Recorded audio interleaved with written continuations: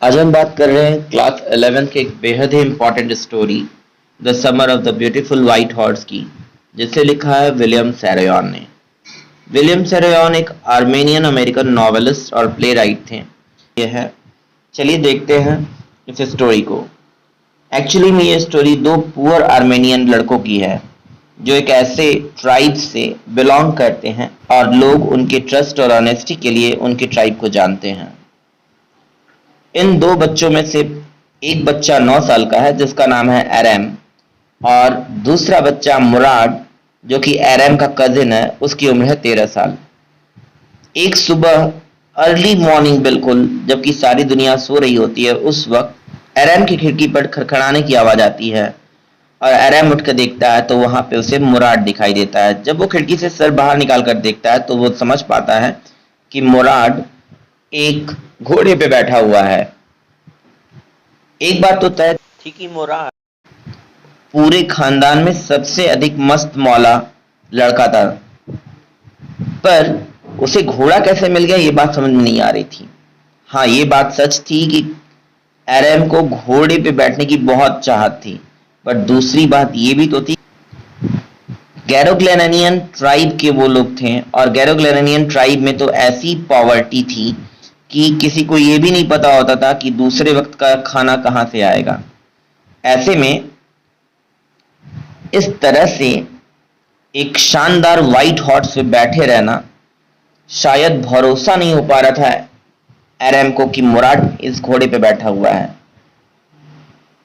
और जहां तक बात गलत तरीके से घोड़े को पाने की थी, यानी कि चोरी करने की, तो ये पॉसिबल तो था ही नहीं, क्योंकि गैरोग्लेनियन ट्राइब का कोई मेंबर चोरी करे, किसी का गलत फायदा उठाए, ये उनके खानदानी नियमों के खिलाफ था। उनके ट्राइब में ही ये नहीं था, तो चुराने की तो बात ही छोड़ दो, ऐसा एरम का मानना था।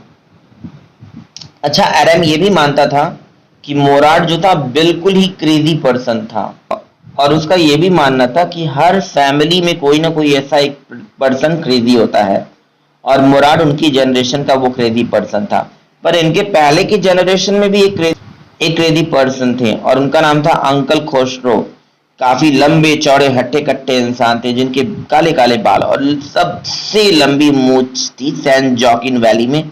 और खुसरो साहब कितने ज्यादा क्रेजी थे उनका एक एग्जाम्पल देते हुए एरम खुद बताता है कि एक बार उनका सन, खुसरो का सन एरिक, दौड़ता दौड़ता दूर तक आया बार्बर की शॉप पर, जहां खुसरो अपने माउस्टेच को ट्रिम करा रहे थे, मूछों को ट्रिम करा रहे थे, और उनसे आकर उसने बोला हम लोग के घर में आग लग गई है।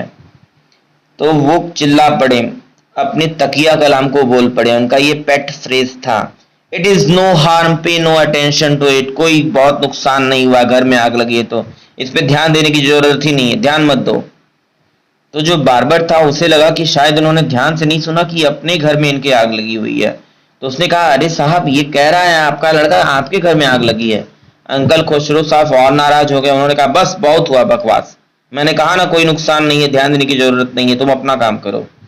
तो इस तरह के क्रेजी पर्सन थे खुसरो साहब एक जनरेशन पहले, और ठीक यही अंदाज कुछ कुछ मुराद के अंदर था। हालांकि मुराद के बारे में और मुराद के फादर के बारे में एरम बतलाता है कि मुराद के फादर तो बिल्कुल सिंपल इंसान थे, उनका नाम जोरैब था, प्रैक्टिकल पर्सन थे, वो इस तरह के क्रेजी पर्सन नहीं थे। पर गैरोग्लेनियन ट्राइब में तो कुछ ऐसा ही हुआ करता है कि एक पर्सन अपने बेटे के शरीर का पिता हो सकता है पर उसकी आत्मा, उसकी इच्छाओं का नहीं। तो इस वजह से मुराद साहब तो बिल्कुल खुसरो के अंदाज में ही थे नेक्स्ट जनरेशन में। खैर से जब इन्हें भरोसा भी नहीं हो पा रहा था कि ये घोड़ा सच में मुराद के पास है, उसने आर्मेनियन लैंग्वेज में मुराद ने कहा कि मलना बंद करो, ये सच में घोड़ा है और जल्दी से यहाँ पर आ जाओ अगर तुम्हें घुड़सवारी करने का शौक है तो। अब ये बात सुन करके एरम ने सोचा क्या करूं क्या ना करूं, कैसे करूं, और फिर वो सोच में पड़ गया कि चोरी की घोड़े पे कैसे बैठा जाए। फिर कुछ दिन बाद उसने सोचा भाई, अगर घोड़े को बेचा नहीं गया तो चोरी कैसे हुई, अगर घुड़सवारी करके घोड़ा उसके मालिक को लौटा दिया जाए तो चोरी कहलाई नहीं जाएगी।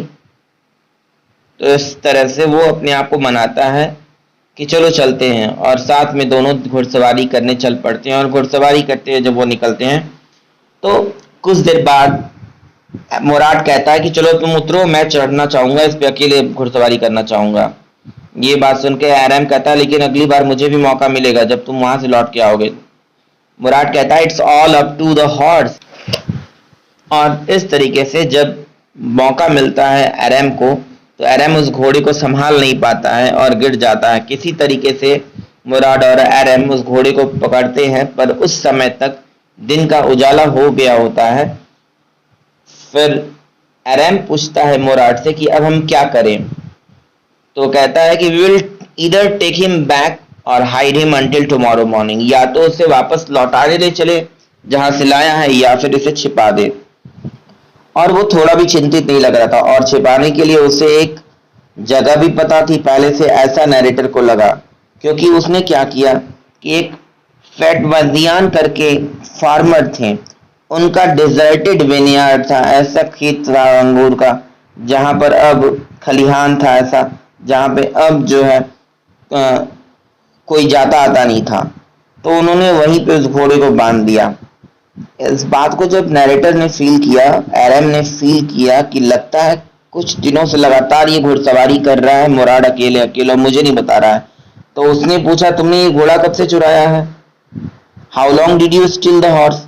मुराद चिल्ला पड़ा, मैंने घोड़ा चुराया? तुम्हें कैसे मालूम घोड़ा चुराया? तो अपने आप को रिफ्रेश करता है और कहता है I mean how long ago did you begin riding every morning? कितने दिनों से तुम रोज सुबह घुड़सवारी कर रहे हो? मुराद का क्रेजी अंदाज देखिए, वो कहता है नॉट अंटिल दिस मॉर्निंग, आज से ही कर रहा हूं, आज के पहले से नहीं करता था। आरएम ने पूछा सच में?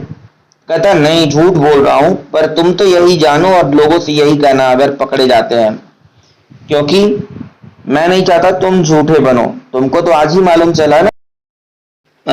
बाय द वे वो बताता है अपने बड़े शान से मुराद कि घोड़े की घुड़सवारी इतनी आसान नहीं होती, और ये बहुत बीस्ट काइंड ऑफ हॉर्स था, इसको मैंने पेट बनाया, डोमेस्टिकेट किया, इतना आसान नहीं।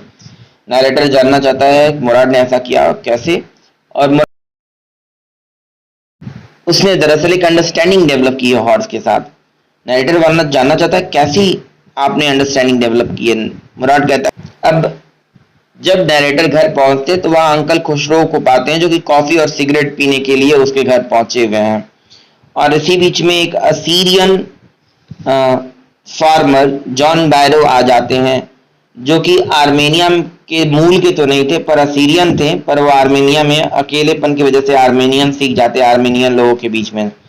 जॉन बैरो आते हैं, नैरेटर की मदर उनको भी कॉफी ऑफर करती हैं, सिगरेट ऑफर करती हैं, और इस बीच में जॉन बैरो कहते हैं पता है मेरा घोड़ा पिछले महीने से जो गायब था अभी भी गायब है। अंकल खुसरो इस पे बिल्कुल नाराज हो जाते हैं और बोलते हैं कि हम लोगों ने तो अपना होमलैंड खो दिया, तुम्हें एक घोड़े की पड़ी है। इस बात पे जॉन बैरो कहते हैं अरे भाई आप बात तो सही कर रहे हो, पर मेरे यहाँ एक सरे पड़ा हुआ है, घोड़ा के पीछे लगाने वाली गाड़ी बग्घी पड़ी हुई है, उस बग्घी का क्या होगा घोड़े के बिना?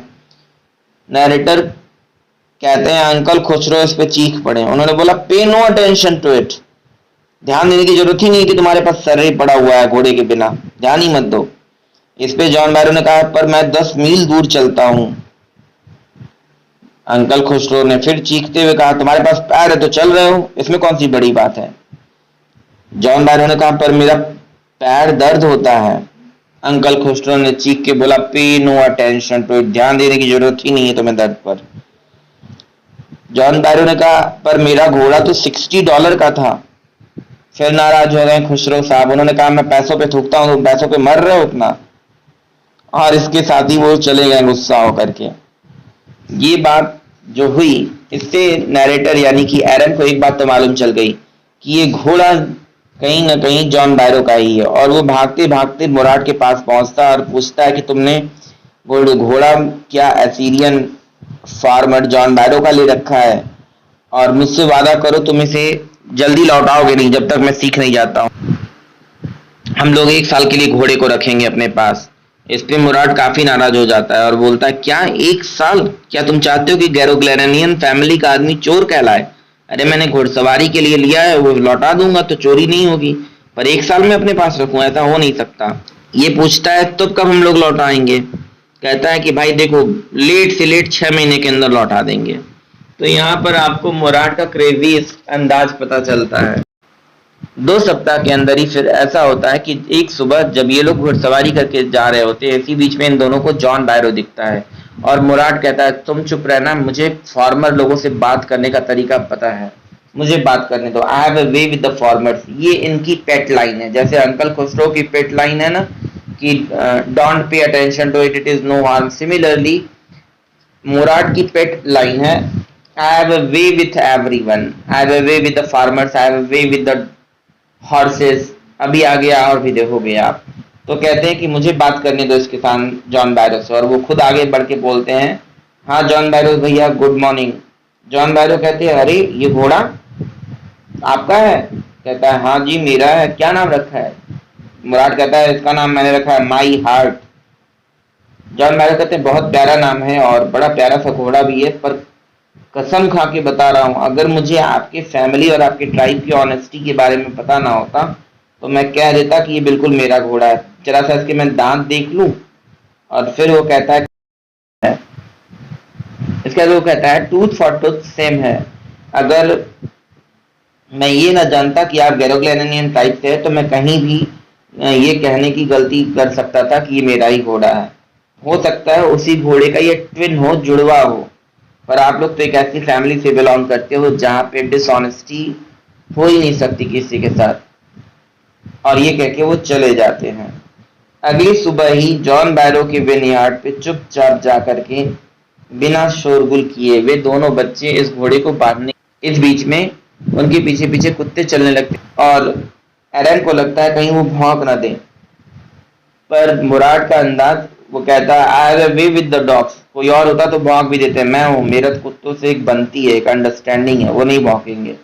और वहां पे मुराद जाता है, चुपचाप उस घोड़े को बांधता है, उसे प्यार करता है और फिर लौट जाता है। उस दोपहर को जॉन बैरो साहब अपने हॉर्स और उसके सरे के साथ आते हैं और एरन की मदर को दिखलाते हैं और साथ ही साथ बतलाते हैं कि उनका जो चोरी हुआ घोड़ा था अचानक से लौट आया, पता नहीं कैसे। और कहते हैं कि मैं क्या बताऊं, पहले मेरा घोड़ा इतना कमजोर था और इतना बिगड़ैल था, अब तो बेटर टेम्पर्ड हो गया है, अब तो इतना बिगड़ैल भी नहीं है, तो डोमेस्टिकेटेड हो गया है और इसका हेल्थ भी अच्छा हो गया है। मैं ईश्वर को बहुत बहुत शुक्रिया करता हूँ। अंकल खुसरो साहब उस वक्त वहीं होते हैं और फिर वो चिल्ला पड़ते हैं कि your horse has been return, pay no attention to it. तुम्हारा घोड़ा आ गया, अब चुपचाप रहो, बकवास मत करो, ध्यान देने की कोई जरूरत नहीं है। और इसके साथ ये स्टोरी खत्म होती है। मैं आपसे जानना चाहूंगा कि आपको क्या लगता है, बॉयज जो दोनों थे उन्होंने अपनी अंतरात्मा के आधार पे इस घोड़े को लौटा दिया या वो डर गए थे? आपका जो भी ओपिनियन हो कमेंट बॉक्स में जरूर लिखिए। आज के लिए सिर्फ इतना ही। Thanks a lot for watching, take care and keep learning.